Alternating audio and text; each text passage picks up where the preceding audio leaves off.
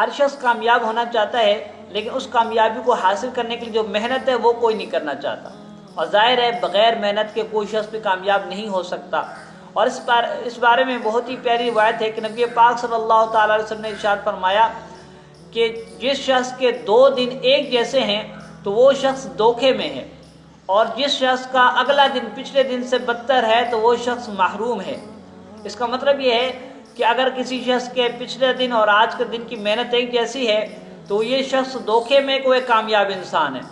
या फिर वो जिस मकाम पर है वो इसी मकाम पर रहेगा। मिसाल के तौर पर किसी का इदारा है, वो बड़े बेहतरीन तरीके से चल रहा है, और अब पिछले महीने जो उसकी कारकर्दगी थी अगले महीने भी वही है, उससे अगले महीने भी वही है, तो इसका मतलब ये हुआ कि वो अब आगे नहीं बढ़ रहा और वो इस जगह पर खुश है कि इतना जो जिस तरह से चल रहा है, बड़ा बेहतरीन तरीके से चल रहा है इदारा, तो वो फिर 1-2 महीने बाद अब पीछे को आना शुरू हो जाएगा। क्योंकि जब इंसान आगे नहीं बढ़ता तो उसके जो साथ वाले लोग होते हैं वो आगे बढ़ते रहते हैं, और इस तरह से ये इदारा पीछे की जाने में आना शुरू हो जाएगा, नुकसान में आना शुरू हो जाएगा। तो ये शख्स धोखे में है कि वो खुद को कामयाब इंसान समझता है या अपने इदारे को कामयाब इदारा समझता है। अगर किसी की दुकान है, उसकी सेल नहीं बढ़ रही, हर जो है वो महीने एक जैसी सेल है कि पिछले महीने जितनी सेल थी अगले महीने भी उसने बढ़ाने की कोशिश नहीं की, उसी सेल पे खुश है कि मेरे घर का गुजारा चल रहा है और इतनी सेल काफ़ी है, तो 1-2 महीने बाद उसकी सेल अब जब आगे नहीं बढ़ रही तो कम होना शुरू हो जाएगी। तो इसलिए ये शख्स भी धोखे में है कि वो एक कामयाब दुकानदार है।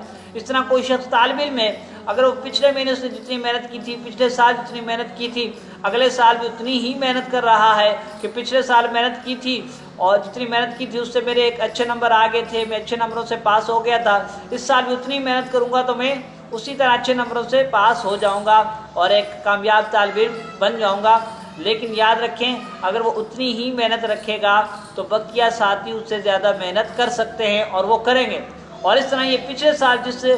नंबरों से पास आया था या जिस पोजीशन पर था, मुमकिन है अगले साल उस पोजीशन पर ना आ सकें। इसलिए हमें चाहिए कि हमें हर दिन के साथ आगे बढ़ने की कोशिश करें। और इस तरह हदीस का जो दूसरा हिस्सा है कि नबी पाक सल्लल्लाहु अलैहि वसल्लम ने इरशाद फरमाया